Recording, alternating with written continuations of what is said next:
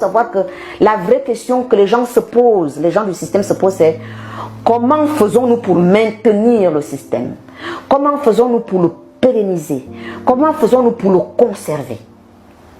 Et tout ce que vous allez voir qui est fait, n'est fait que dans cet objectif, conserver le système.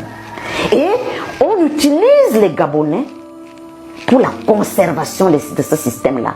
Quand on leur demande d'aller voter, on sait très bien que leur vote ne vaudra rien. Mais après on va leur dire, mais vous avez voté? De quoi vous plaignez-vous? Hein? C'est le peuple, c'est le peuple est souverain. Alors qu'au Gabon, le peuple n'est pas souverain. Quand vous regardez la loi sur les élections, on vous dit, et même dans la Constitution, on vous dit que la souveraineté au Gabon, la souveraineté est une souveraineté nationale. Et après, on fait une gymnastique et on dit la souveraineté nationale appartient au peuple. Ça n'a aucun sens. Pourquoi? La souveraineté nationale, qu'est-ce que c'est?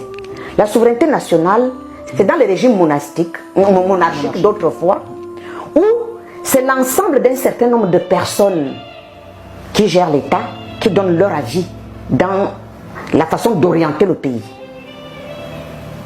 C'est ça la souveraineté nationale. C'est une souveraineté institutionnelle. Ce sont les institutions qui s'assoient et qui donnent leur avis dans la façon d'orienter le pays. Et on ne regarde pas le peuple.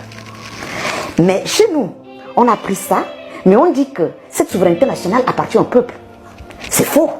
Parce que la seule souveraineté qui appartient au peuple, c'est la souveraineté populaire.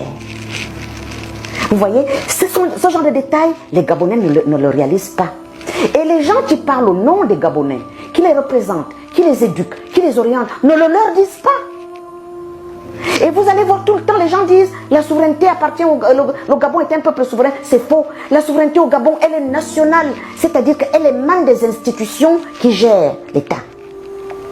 Mais après, on fait une acrobatie juridique et on va dire la souveraineté nationale appartient au peuple.